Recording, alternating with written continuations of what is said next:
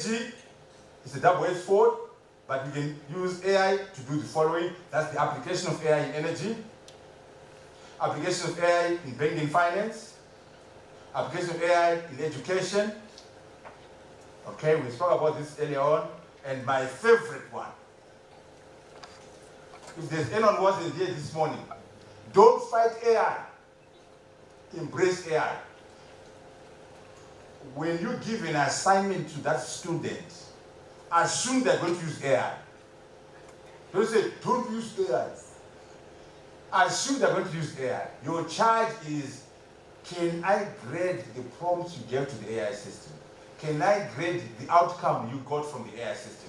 Can you show me your critique of the AI system? Number 4, can you improve on it? This is my favorite slide. Because I know some people are complaining, AI is causing plagiarism. AI does not cause plagiarism. Hey, master students are producing using AI. No, it's okay. It's like, don't blame a calculator. Find a way to ensure there's critical thinking. In my example here, 60 points are coming from critical thinking. Also, oral defense. Defend the essay. Okay?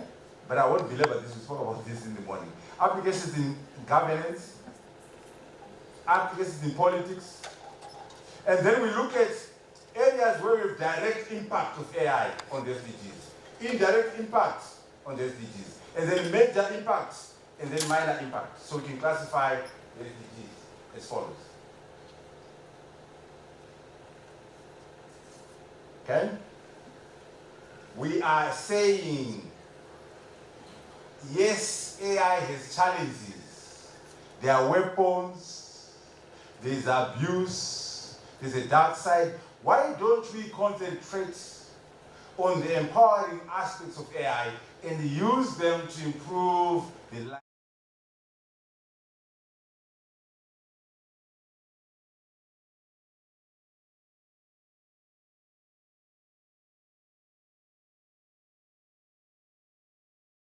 To improve the quality of life of people.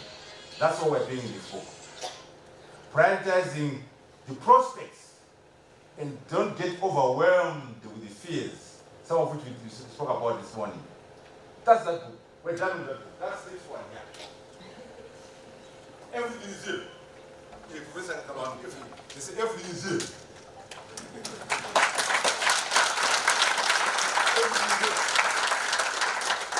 We go to the next one, because we want to move a discussion. The next one is on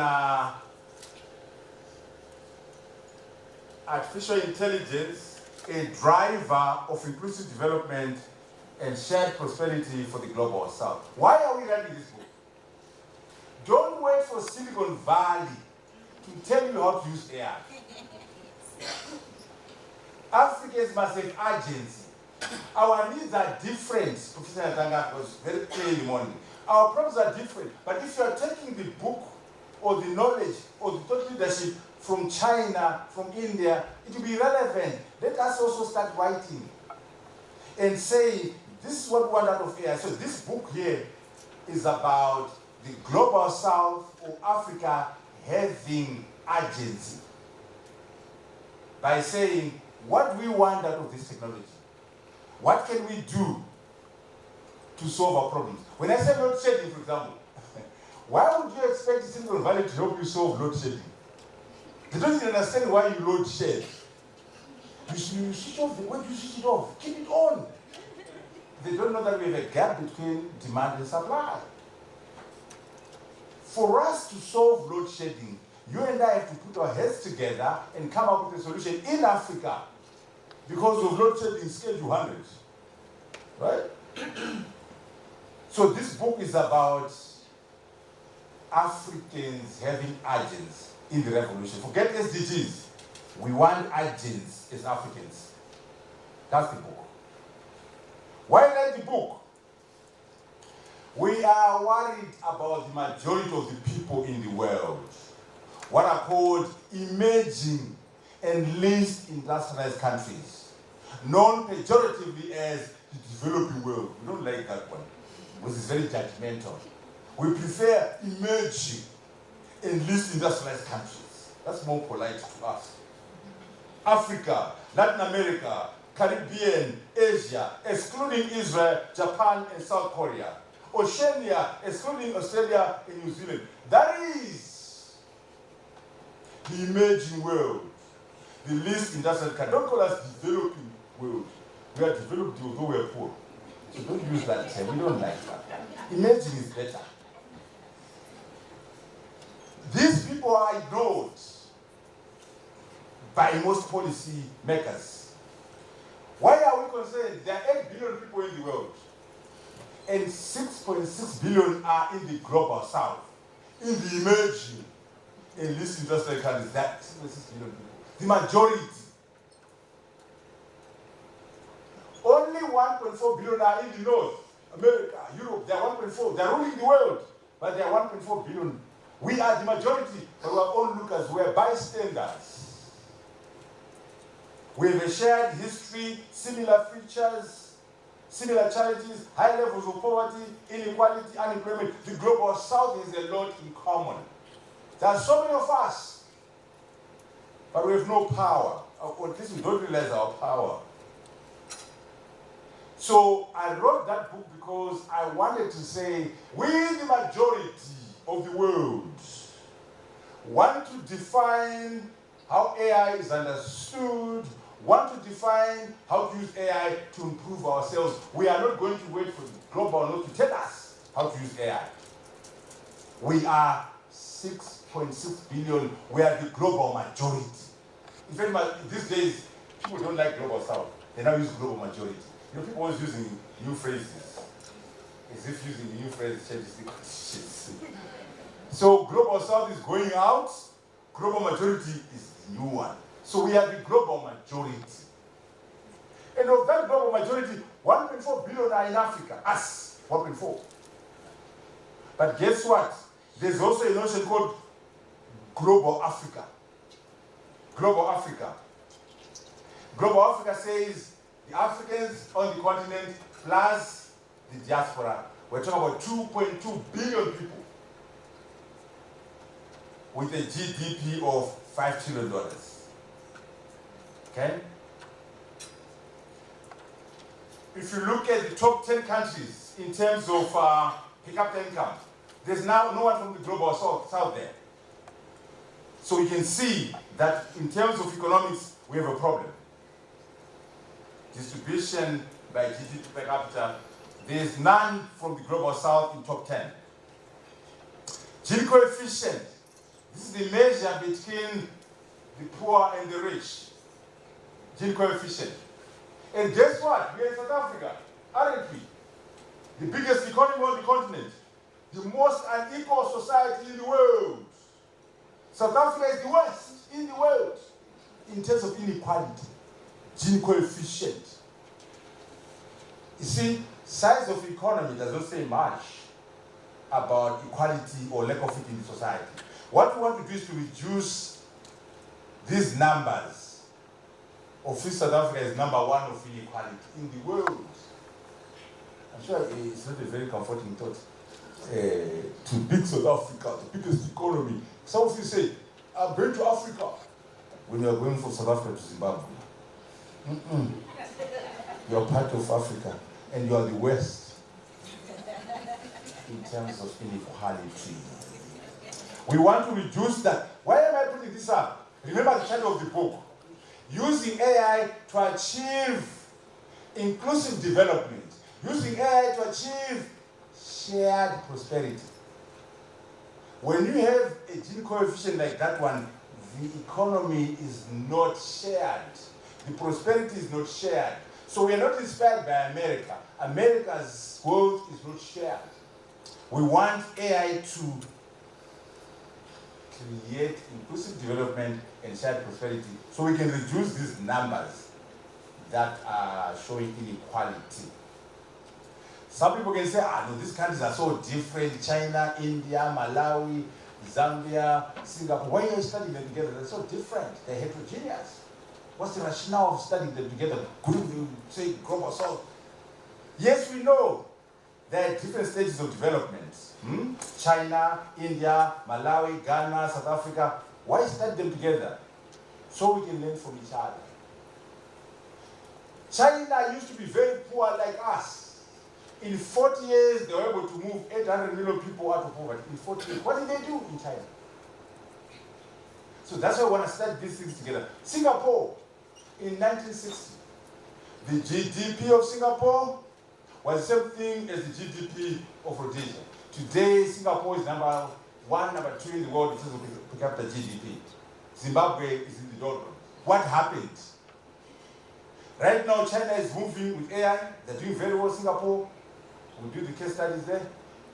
So the idea of putting them together is that we want to learn from other global south countries which are similar or a similar history. So when we say the global majority and we study them together, we're trying to pick up lessons. Okay? But more importantly, we are Africans. We want to make sure we work together as 1.4 billion people with a collective GDP of $3.1 trillion, and we want to leverage our numbers in global Africa. The amount of energy required to do AI, in a single data center, in a single AI factory, the energy required is similar to the energy required for Zimbabwe, 2,000 megawatts for one data center. To build an LLM like ChatGPT 5, you need 100 PhDs working together in one company, 100 PhDs. To build an LLM like ChatGPT 5 or Grok 4, you need $100 million, which is one. So the amount of cash required, the amount of energy required, the amount of talent required cannot come from South Africa as a country or Nigeria or Zimbabwe. It will come from the 1.4 billion people working together. When we do INGA together, INGA Dam will provide enough energy for the entire continent and also for AI. China is producing 1.4 million engineers a year. America, 100,000. We are not going to be able to produce the talent required for AI as single countries. We need to work together as 1.4 billion people. And also we need to bargain using those numbers. Can you imagine if I was to negotiate on behalf of 1.4 billion people with a GDP of $3.1 trillion and all the minerals together? You get a better deal when you do that. That's why we're working together. Also in the book, we're emphasizing that you can't take AI in isolation. AI is part of an ecosystem of technologies.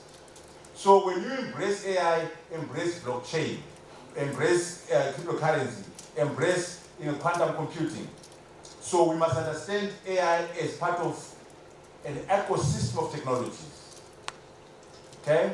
Synthetic biology, quantum computing, all these are important technologies which we must adopt when we are working on. Quantum is still green right now. Just a few words of quantum. It's not yet ready. When it's ready, your computer will be 10,000 times faster than it is right now.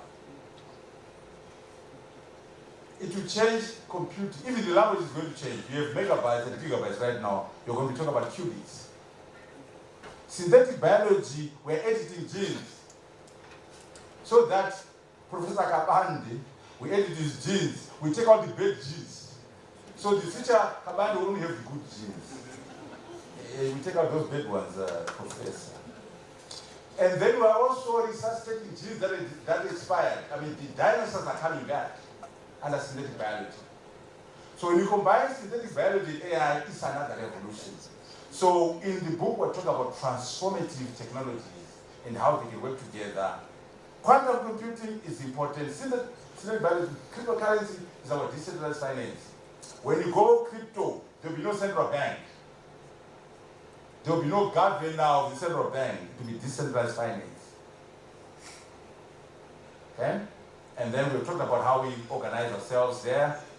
Strategy, legislation, regulation, execution. That's our adoption framework there. In the book, everything is here, Professor. Everything is here. There was a politician who did that. He was running for elections, and someone wrote their manifesto for him, and he didn't read the manifesto. And so he went to a press conference and he was talking. He says, hey, comrade, can you explain your economic policy? Can you explain your social policy? Pick up and say, everything is here. Great reach. I don't think I take care. Everything is here. No, everything is here. I want to explain. Anyway, in this book, everything is there. We have 10 countries in that book.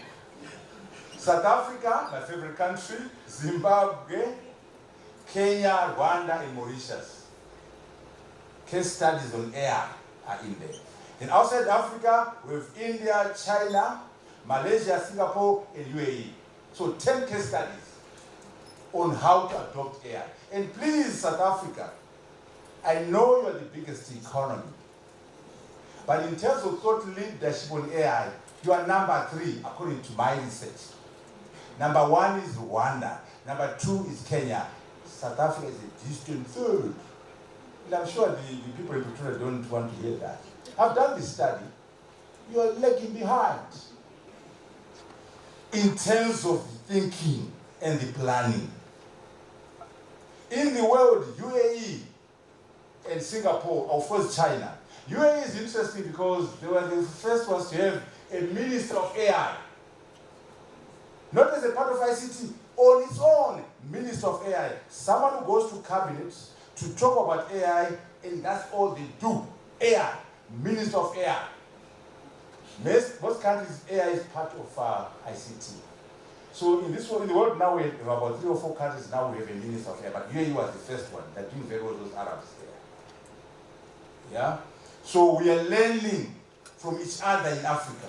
We're learning from the rest of the global south. Learning from China, from Singapore. That's what that book does. It's about case studies. We also go into the sectors, economic sectors, tourism, agriculture, and get use cases and AI tools.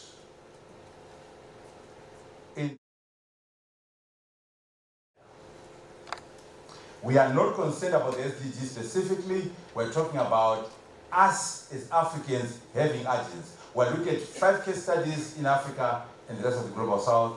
And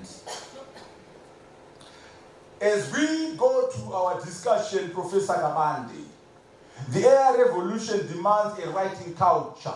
I'm glad to see some books from there. Because if we don't write, we can't influence things. More so when it's so critical like the AI revolution. We need thought leaders in the continent. We need to contribute to the discourse. We need to create AI systems. The African must write. Africans must contribute to AI thought leadership. That's why we did that book. That's why we did that book, to walk the talk. But we've done more than that. We're on book number 8. Some of them are political, and some of you don't like politics, right? So I'm 5 versus 3. So I've got 3 political books and 5 engineering books. So I'm more of an engineer than a political gangster. I think so. That's the verdict, right? 5 engineering, but still, even in politics, in sociology, we must write. We don't have a writing culture. I always talk about the president of Zimbabwe, Mugabe. Think about it, you don't have to like the guy. He went to Fort Hare in 1951. From there, he taught in Zambia. From there, he taught in Ghana under Nkrumah. He came back in 59, he joined politics. From 59 to 2017, he was on the front seat of Zimbabwean politics. From 59 to 2017, not even a pamphlet. Not even a pamphlet. I'm on 8 books. I only have 5 years. But you see, in those 5 years, I was running the country. I always joke and say we used to have a government called the GNU in Zimbabwe, led by President Mugabe, Prime Minister Tsvangirai, and Deputy Prime Minister Mutambara. Now, guess what? If the 3 of them were sitting down discussing, because we're running a coalition, who do you think was going to dominate that discussion? Robert Mugabe, the old man, or Tsvangirai, the trade unionist? Oh no, certainly the professor. So I was running the country for 5 years, come on, 5 years. But after running for 5 years, I've got 8 books. I'm doing better than Mugabe with 0 with a pamphlet. What I'm saying is really, can you think about it? I want to know Mugabe's experience at 40 years. It'd be interesting. 40 years. You went with Butelez, by the way. But the same class with Butelez at 40 years. And Joker and all those guys. Then I would want to know what you saw in Zambia, in Ghana. Went to jail for 11 years. Then fighting the war from 75 to 85 years. And then 37 years in power.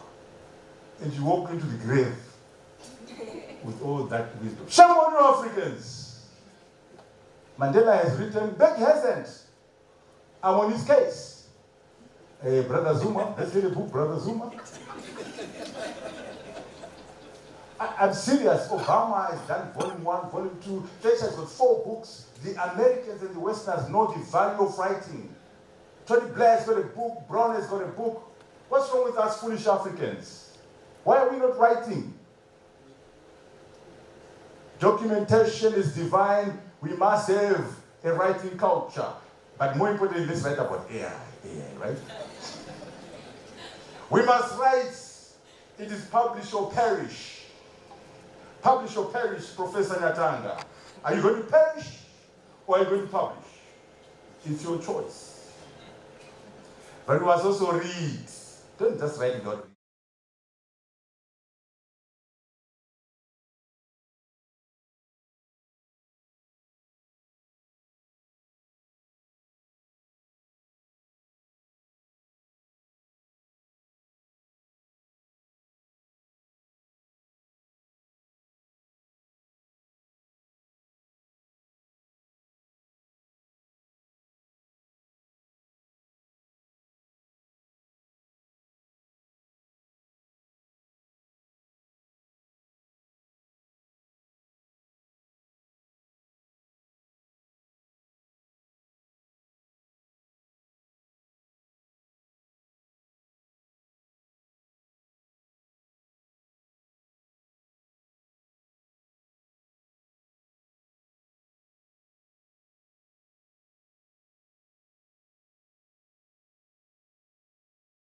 We must also have artists. We, as Africans, must be creators of knowledge. We must write. We must have a writing culture. And we must be masters of our own destiny. Thank you so very much.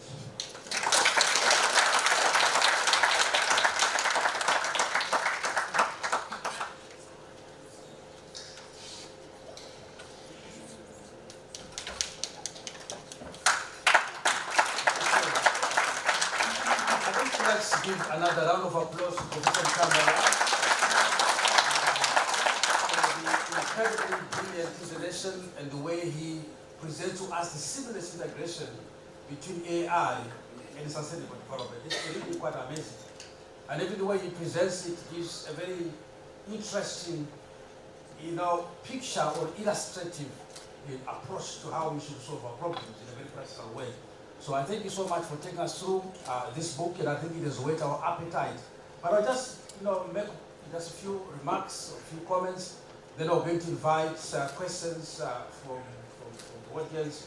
And I think one of the things that we've learned from his presentation, from the 2 books, is that the books do catalyze inclusive development together, bringing things, making inclusive development a reality, making it possible in many ways.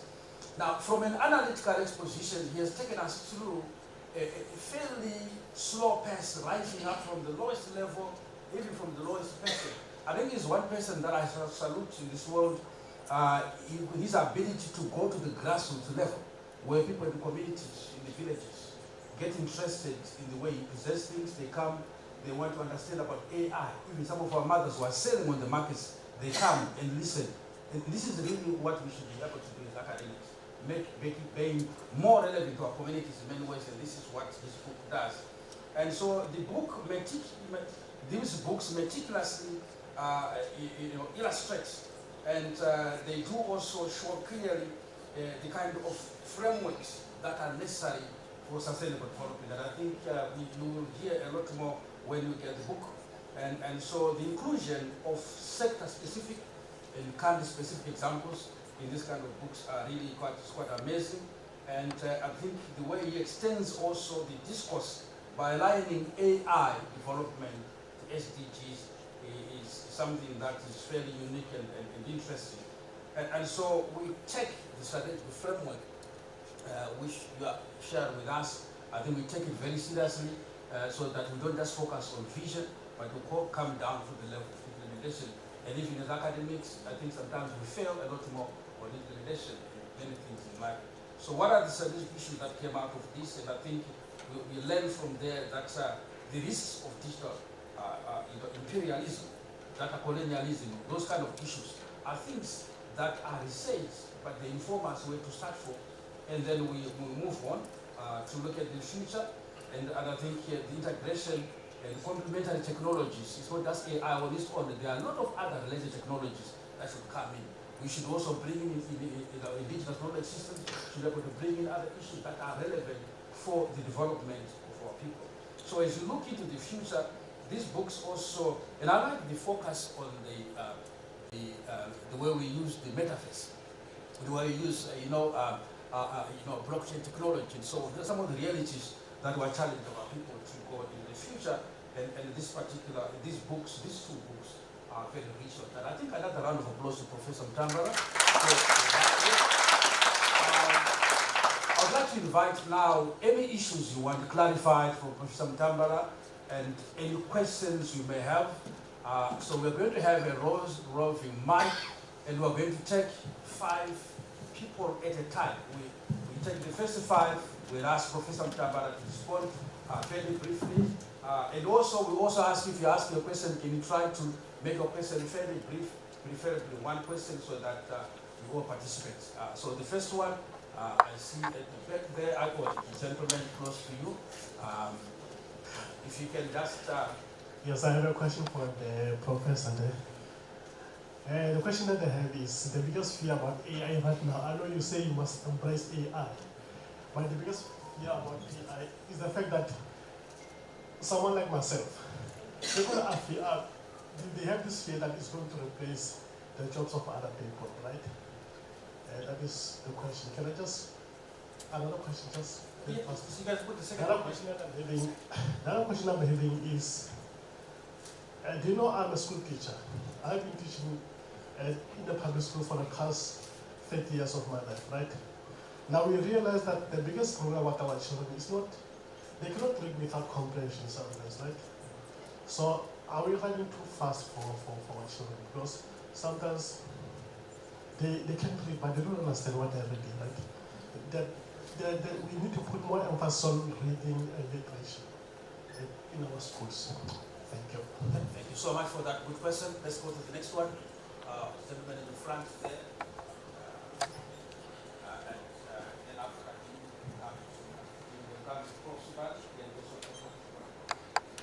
Prof, thank you very much for an excellent presentation. That was par excellence. The question that I have is with respect to AI and hallucination.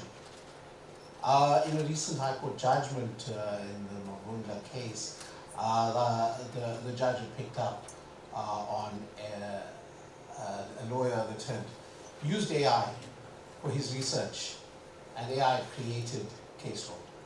And so, of course, it created a number of issues with respect to that matter and the rights of clients.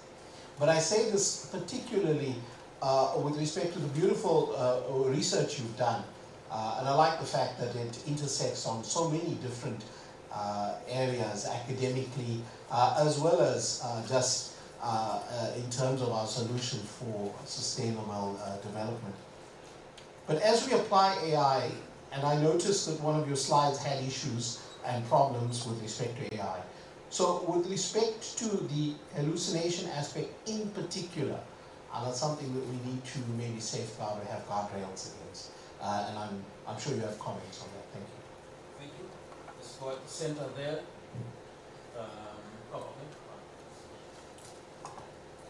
Prof, thank you so much for the presentation. Never let it be said that an academic presentation can be boring. I thoroughly enjoyed that. As an AI ethics and policy practitioner, I was asked a question this morning, which I'd like to ask you for your perspective. How do we move from all the frameworks that are being released in the market, all the foundational resources, pieces of research coming out, to actual practical implementation to build a responsible digital citizenry, which I think is at the core and the heart of your book. And I'm really looking forward to it. Thank you so much for the presentation. Thank you. Let's move at the center here, then we come to the two professors who are on the left.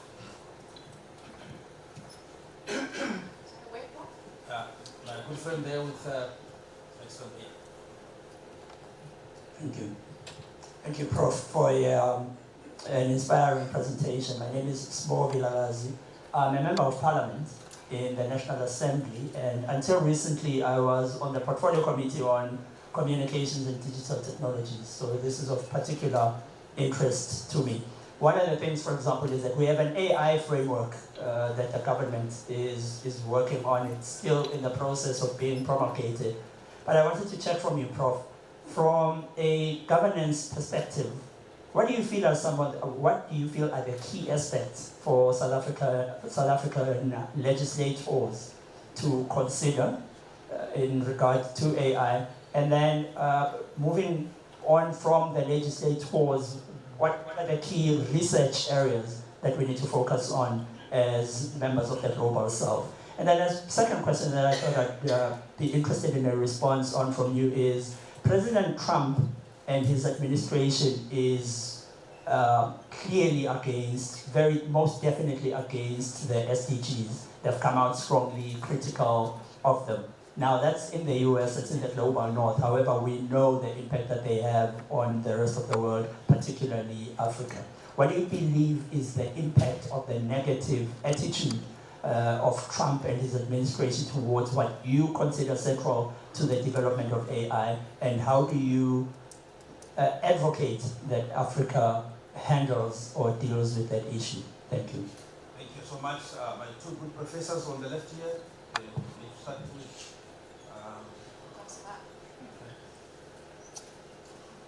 Prof. Suban at the back, then we'll come. Thank you very much, Prof. Mutumbara, for your passion to write. Clearly, your writing is infectious. I think you've ignited a passion in everyone in the room tonight. And congratulations on your accolades thus far. I'd like to ask you a question on AI. How do we ignite AI at a grassroots level when there is this fear of the ruthless takeover of the unknown? I'd just like to hear your views on that, please. Thank you. The last professor in the front. Thank you, Prof, for the two books that are really interesting and timely. We are living now in the era of AI and technology. According to the UNDP, the financing gap runs into trillions of dollars annually. However, domestic resource mobilization, private sector investment, innovative financing, all these are limited.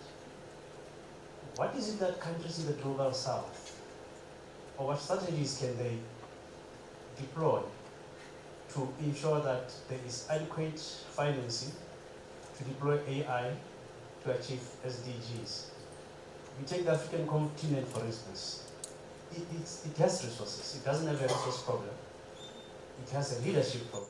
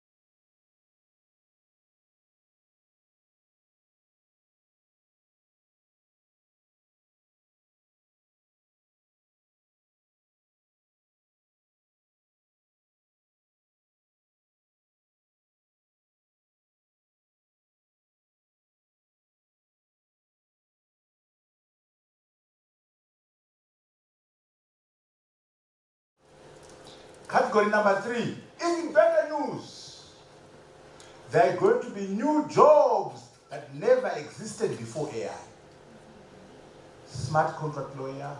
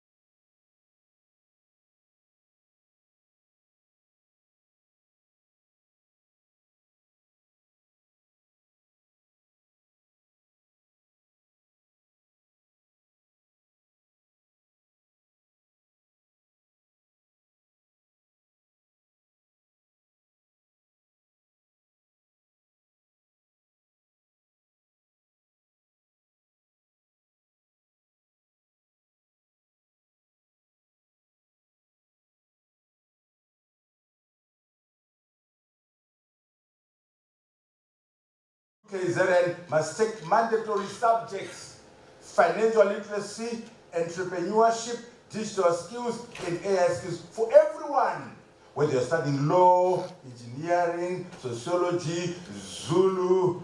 I could care less.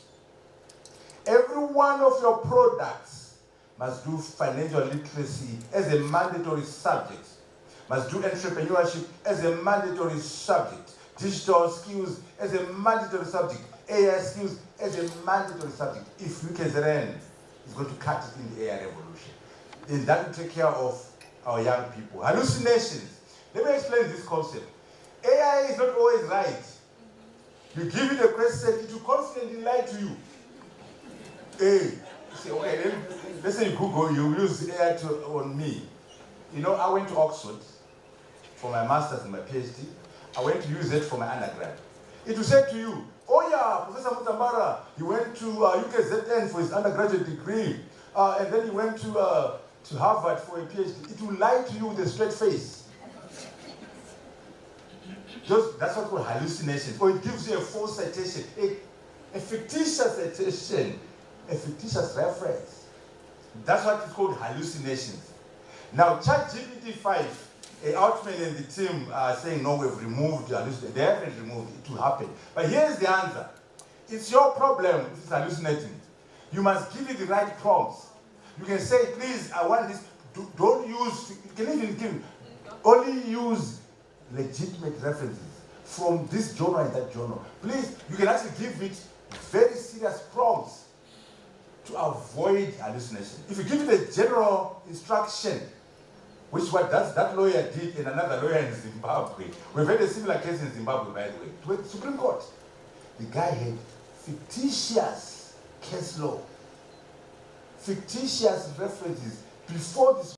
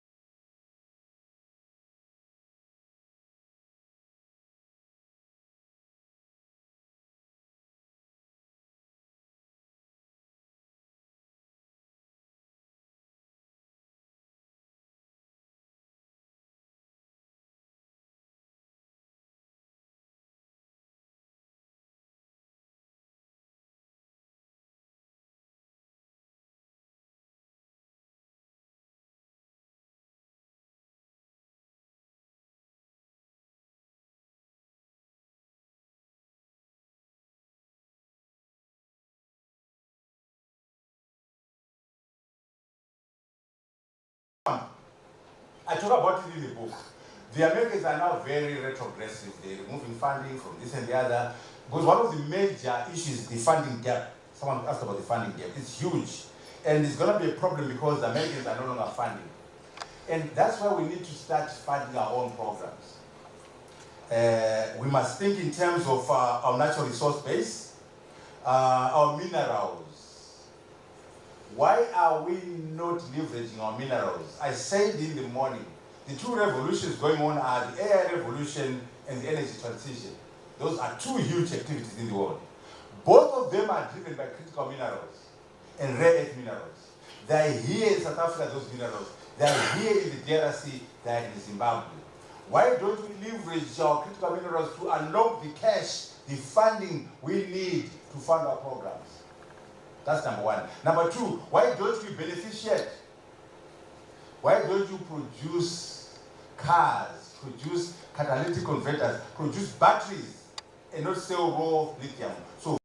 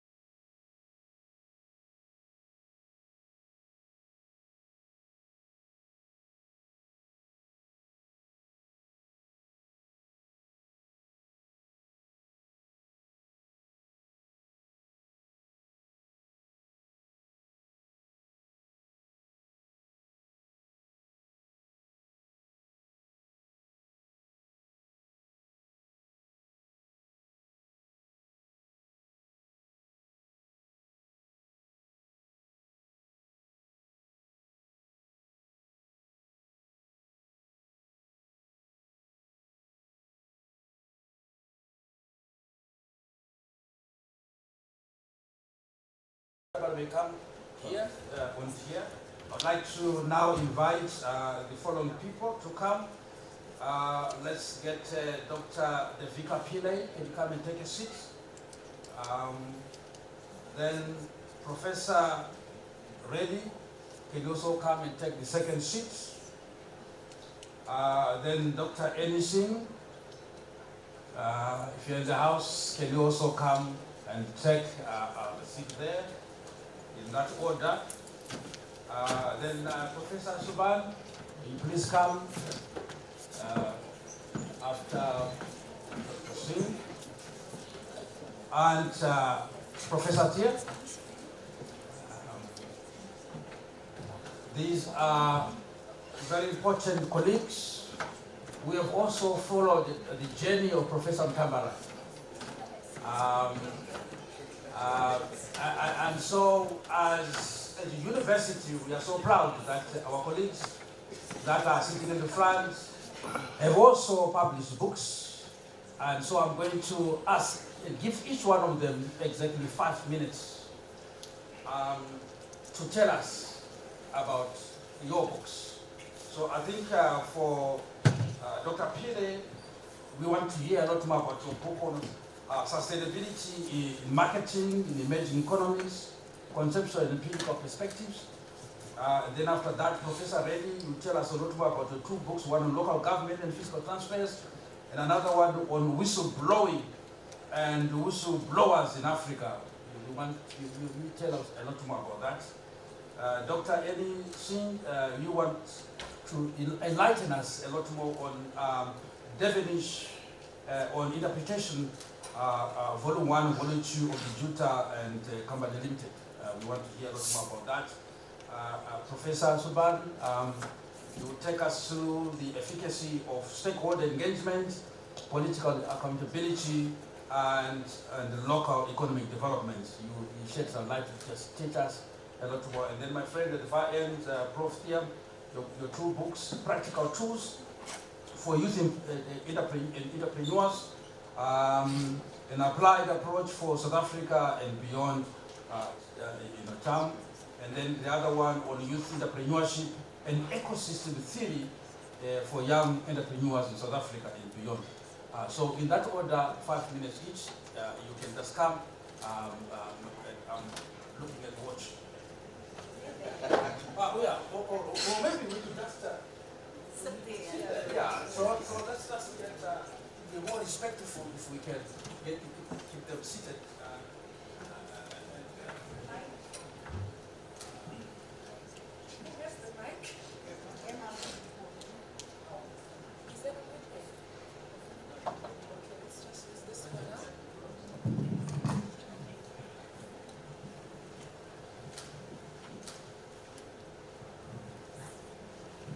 Good evening, everybody. I'm Dr. Devika Pillay, as introduced. So, the book on sustainability marketing is an interesting one because often marketing is viewed as this commercialized area of, the typical advertising, selling, and so on. And we're very much accused as a discipline of not having a critical level of thinking about things beyond profitability. So what this particular book does, and it also looks at the context of developing economies, so it looks at countries like Nigeria, South Africa, even countries like Turkey and so on. And what it does is to present to us a different way and a different version of looking at marketing and to understand that we can do business in a different way. So we've also added in elements of marketing in relation to curriculum and to look at paradigms associated with sustainability marketing and to consider the fact that as marketing practitioners and even marketing academics, we don't always have agency to show that we can engage in sustainable behaviors or to promote curriculum outside of just profiteering. So, as Prophet said, it's in the book. So you guys can also get the book as well. But ultimately, that's what it is about. And it's quite a, it's a joint effort. I would give credit to Dr. Anani Bosman from Ghana, our other colleague, Professor Mutsanani from UNISA. And the three of us worked on this together and just to present something about sustainability marketing because often it's just about sustainable development. So we have engaged all the 17 goals as part of this book as well. And also these goals were never looked at in isolation. So it's a combination of looking at, for example, goal 11 about sustainable cities, together with goal 12, which is about responsible consumption, or even focusing on it together with goal number 4, which is about quality education. So essentially that's what our book is about. It presents various aspects within the marketing context related to supply chain, it's related to consumerism, as I've mentioned, higher education, curriculum development, and we've given our viewpoints about the way forward, about where we stand, and of course, it's about the paradigm shift and developing the sustainability ethos, but also the literacy to understand that as academics, we teach what we teach, but what we offer to the world is more than what we teach. So that's in essence what the book is about, so thank you.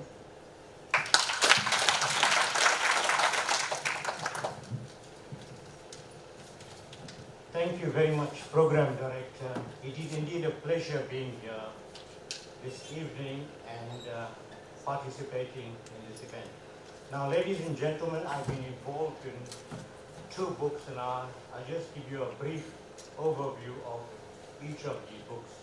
Now, the first book is entitled Local Government and Fiscal Transfers, Enhancing or Weakening Democracy. Now, this book critiques whether and to what extent fiscal transfers from federal to local governments impact on democracy at the sub-national government level.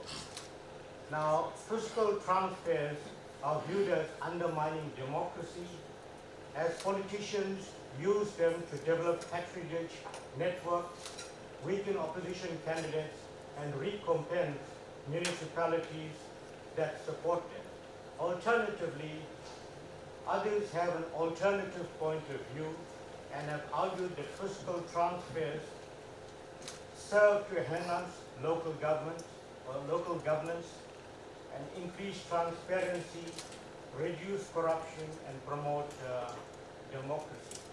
Now, we make use of 11 country studies in the book, and we've selected countries from Europe, Asia, and Africa to reflect on the extent to which local governments are impacted on by the risks connected with intergovernmental fiscal transfers.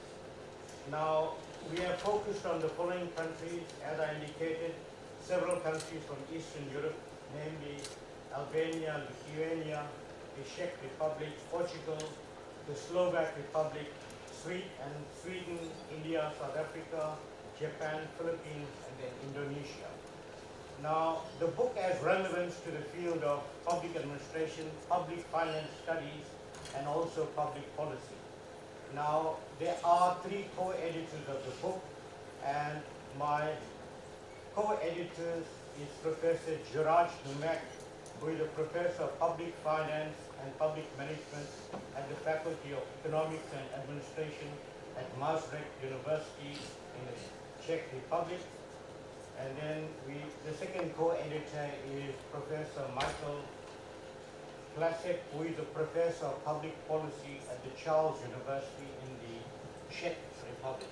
Now, the second book is entitled Whistleblowing and Whistleblowers in Africa, Promoting Accountable and Ethical Societies. Now, sensationalizing and exposing nefarious activities like fraud and corruption is critical in promoting good governance and development globally. Now, whistleblowing has been acknowledged internationally as one of the most effective deterrents to fighting the scourge of corruption in the state sector, most specifically in developing countries and on the African continent. Now, the notion of whistleblowing is demystified continentally, and the book provides a progressive, innovative, and deeper understanding of the challenges experienced on the personal level by each of the whistleblowers. And it also looks at the planned implementation of functional mechanisms for enhancing public accountability and adherence to the rule of law. Now, the book consists of 18 chapters and was written by reputable and leading scholars from the African continent, all of whom draw on their own personal knowledge, experience, and insights, thereby resulting in a very pertinent, distinctive, and novel compendium on whistleblowing. The book has focused on the following countries in Africa, namely South Africa, India, Nigeria, Uganda, Zimbabwe, Ghana, and Tanzania. There are several chapters that are focusing on the South African experience. Perhaps the whistleblower who is foremost on the minds of South Africans is the late Babita Deokaran, who was murdered 4 years ago. And this issue made the issue of whistleblowing very much alive in South Africa. The mastermind behind the killing is yet to be unmasked and face the full might of the law. This then alludes to the fact that the notion of whistleblowing has not been fully embraced in South Africa as part of the rule of law and ultimately good governance. What sets this book apart from comparable publications is its all-inclusive and comprehensive study of whistleblowing in the African milieu and context. More importantly, it highlights some of the lived experiences of the courageous and heroic actions of the whistleblowers continentally. The co-editors of this book are Dr. Zakila Zondi and myself from the University of KwaZulu-Natal, and Professor Chris Jones and Salosh Pillay from the University of Stellenbosch. Thank you very much.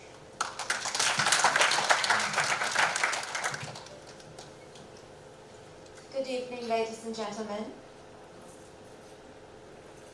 Tonight, I feel like I'm at the Academy Awards. It's such a prestigious event with such remarkable people. And you know how when they stand in the front and they say, oh gosh, but I don't know what to say. And then they whoop out the longest speech ever. Well, that's what I'm not going to do. I just want to thank Professor Matambara. He's such an inspiration. And I would never have believed that I could be sitting alongside him today. I am so inspired, Prof. And your work precedes you. And that is what I wanted to say. But when I was initially given an invite to be part of this very prestigious team, I was told, Professor Matambara, that there were 70 people that were going to talk about their books. And I said, wow, because when you talk about the culture of writing, I said, no, we're getting it right here. We're getting it right. There are 70 people. And then I was corrected that the 70 people were going to attend because there were only 5 people that were going to present their books. So, but we're going to get there. We're going to change those stats.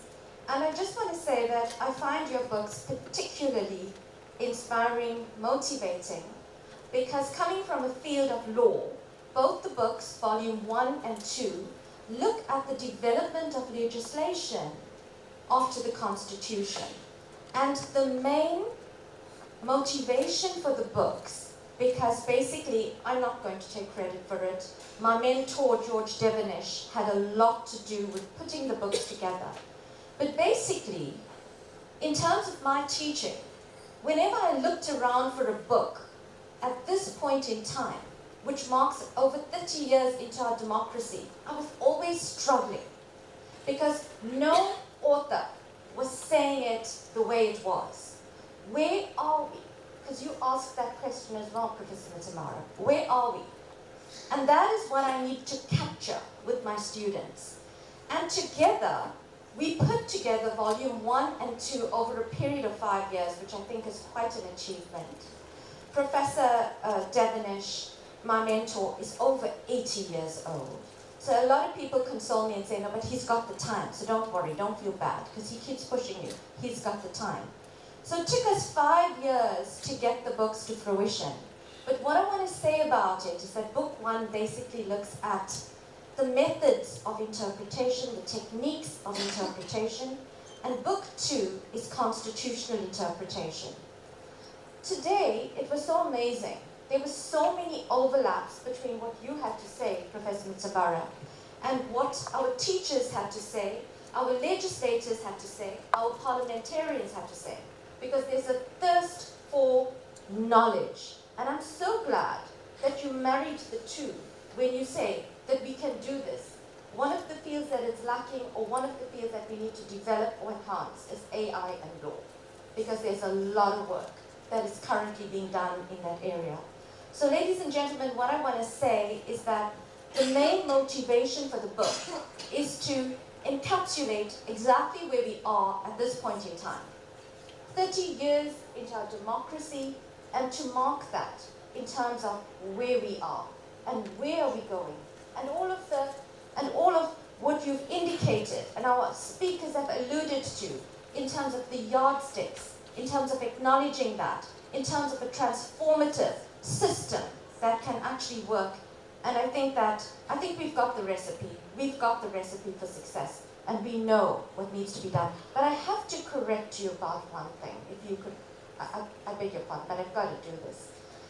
When you're going to take your AI, and I think that you are going to implement that, and I think you were going to use Professor Kabanda as one of your subjects, you're not going to find any bad genes. I can assure you that. There's only good genes there, and I know this as a fact.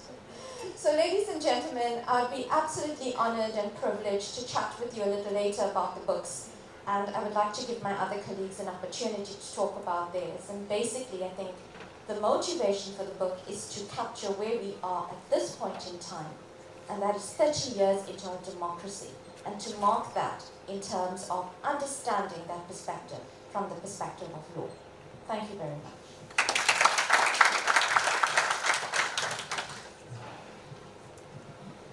Good evening, colleagues and ladies and gentlemen, and our honored guest, Professor Mutambara. The book that I want to share briefly with you on is The Efficacy of Stakeholder Engagement, Political Accountability, and Local Economic Development in South Africa. And we talk about interdisciplinarity and multidisciplinarity in this day and age, and it's quite operative words in our university in this day and age. And I'm glad that some of the things you mentioned, Prof, resonates with all of our books, actually. And in our book, we looked at the whole notion of local economic development. It's at a very interesting crossroads at this point in our country because we've got the backdrop of the Sustainable Development Goals.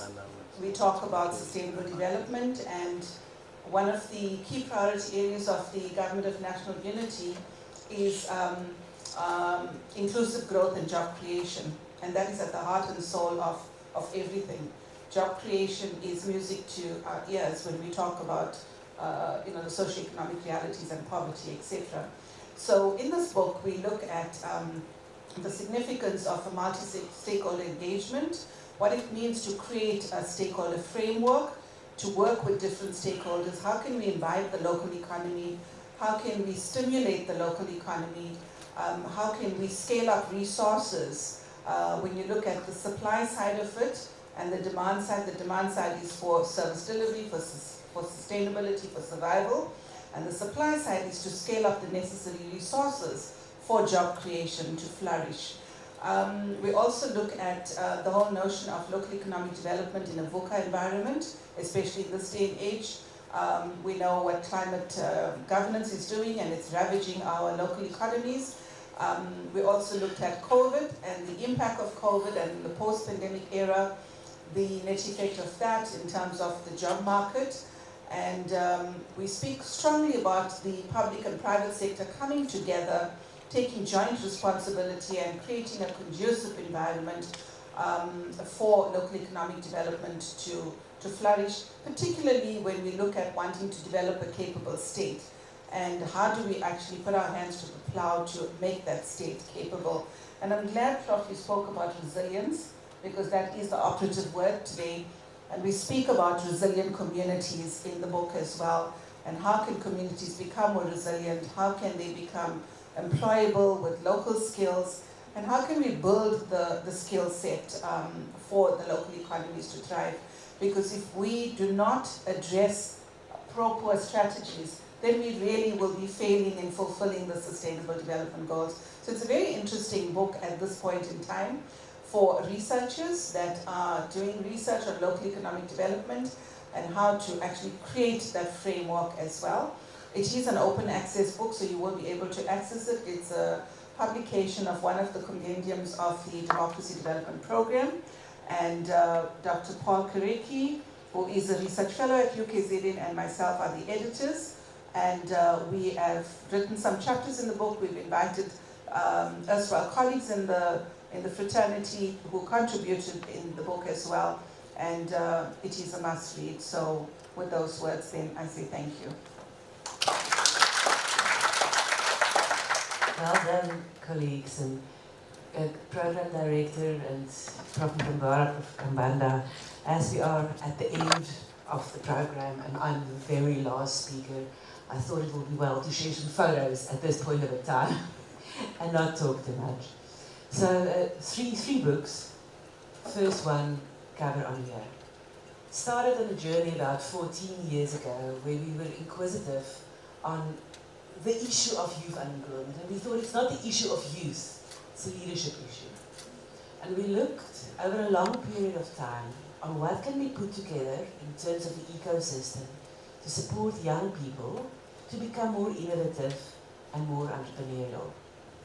We built a network of government role players, chambers of commerce, private sectors, international role players. We put them within this ecosystem and we monitored them over 8 years. That results drawed on the first book. So the first book is ecosystem theory of what people in a specific context can put together to support young people to be more innovative and entrepreneurial. But that is not really going to make a difference. And because it's a research book, you can't really put that and all the IP out open access. So the book got the following 2 parts: how to connect the ecosystem, and then the empirical research that look onto various components of the ecosystem. This resulted in a second book to say, right, if we know what to do and how to connect the ecosystem, what tools can we put out there for young people and for educators to support young people in this journey? And it starts really very deep. They always say it's about the mindset, but this book says no. Neurologically, we've got something much deeper than the mind. Brain consists of feeling, thinking, and acting. So if we stop teach and start inspire, maybe we read something that we call the entrepreneurial heart set. So this book speaks about the trajectory of heart set to mindset to handset. All the content and literature that's in the first book is available in this book as well for free, open access, as well as multiple chapters with tools, including cognitive mind maps, psychological tools that you can download for free. This book was released last year. There's already 21,000 downloads of the book as we stand tonight. These are the parts of the book. Now, with these, one got connected, or I got connected at national level, helped to contribute to policy in terms of reference in entrepreneurship development and higher education. It helps us to put a framework together nationally that other universities in the country can look at on how they can improve their pedagogies. We put out a call throughout South Africa for people to showcase what they are doing, not only to promote entrepreneurship in education, but how they can promote, how they can boost innovative thought. So we had people from the 21 public universities in the country that contributed, and this book is coming out this year based on the grounded theory that was developed over 14 years in the first 2 books. These are the 5 different themes that's available within the upcoming book. But I would like to share this specific framework that showed this is what we physically built. We didn't only go and do research. We built the ecosystem. We connect the people. Then we wrote up. Output for impact. Impact for output. Research methodology, systemic action learning, action research. We did it. Just another framework that shows about the mindset and the heart set. But if I can leave with this is 10 years of field work in not creating only output, but creating outcomes. And Prof, if I can listen to your work, I think pretty much what you are saying, and when you call to leadership, it's a leadership issue. It's a leadership issue. Output for outcomes, message of the evening. Thank you so much. Thank you very much, colleagues. I think a round of applause to all our colleagues who have just been talking about their books. And I encourage each one of you to buy these books. Even before you go home, pass through these corners, go through these books and get them. These are very useful resources, and we can chat after that. I think let's welcome now Professor Nyatanga to come and give us closing remarks. Prof. Nyatanga.